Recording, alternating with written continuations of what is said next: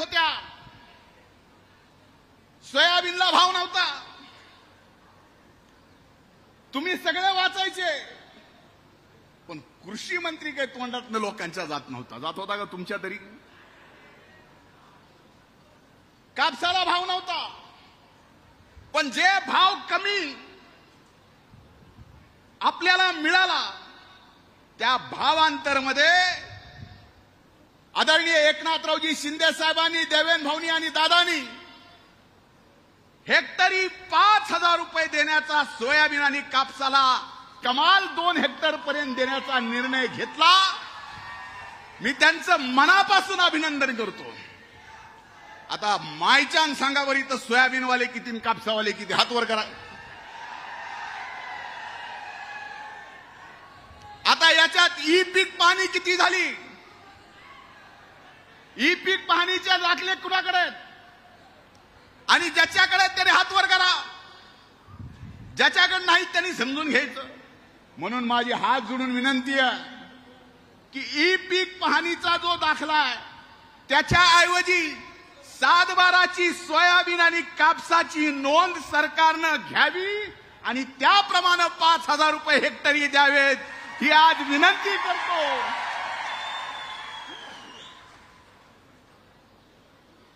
खरं तर पीक विम्याच्या बाबतीत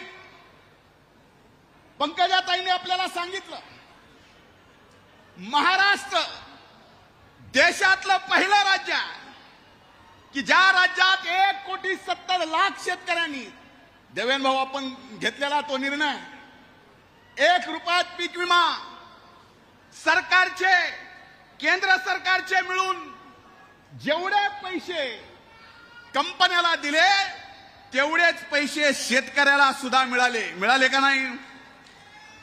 25% मिळाले. उर्वरित द्यायचे राहिलेत. खरंय का नाही? ते पाहिजेत का नाही? त्याच्यासाठी मामाजींना बोलवलंय, शिवराज सिंग चौहान साहेबांना.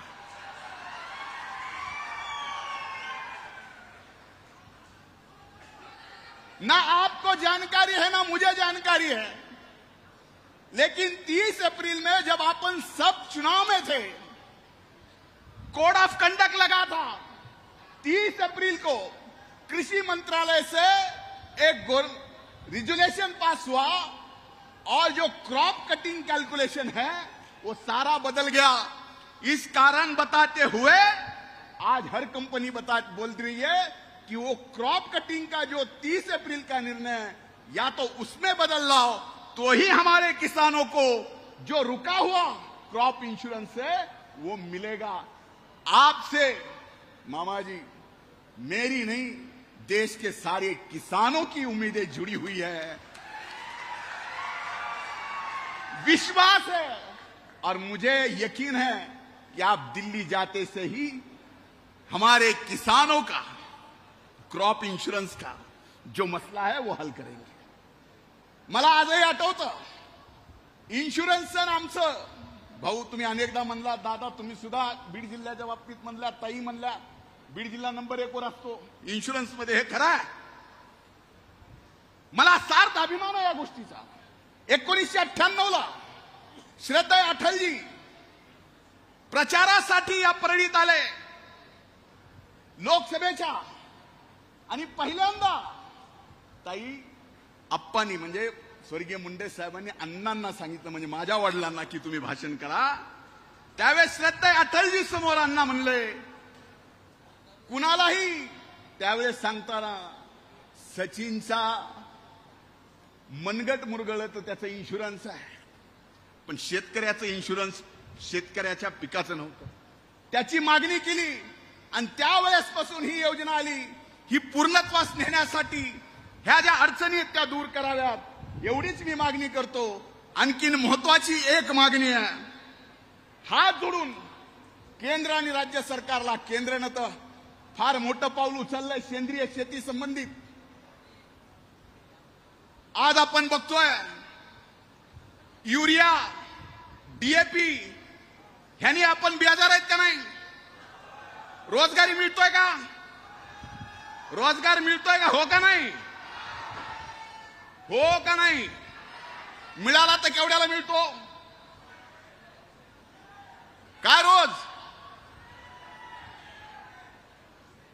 आणि 1 एकर मध्ये युरिया टाकायचा तर किती दिवस लागते? 2 दिवस.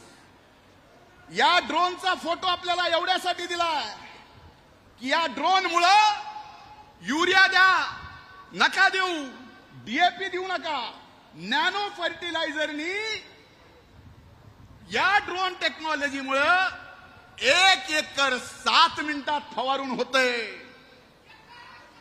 30 एकरात 4 तासात 30 एकर फवारणी होतीये आणि रोजचे 1 एकरला 2 गडी लागतात मजूर फवारायला, त्याला 1000 रुपये जातात. आणि हे जर नॅनो तुम्ही दिलं तर मी आपल्याला सांगतो 60% उत्पादन खर्चामध्ये कमी होईल आणि उत्पादनामध्ये 20% या शेतकरी मायबापाचा वाढ होईल. आम्ही हात पसरवणार नाही. ही शेतकऱ्याची जात हात पसरवणारी नाही. निसर्गाचं संकट आम्ही सहन करतो. निसर्गाच्या संकटामध्ये जसं संकट येईल तसं सहन करतो.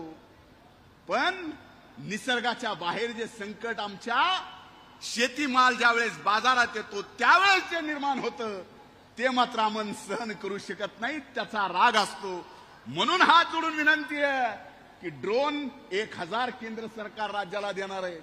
ड्रोनच यायचे, फवारायचं काय हा प्रश्न पडायचा.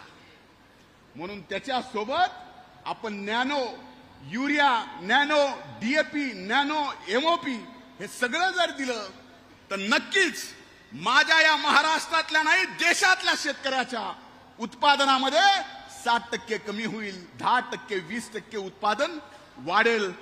कमी जास्तीला पाशासाहेब आहेत, काहीच नाही उगवलं तर बांबू लावायचा.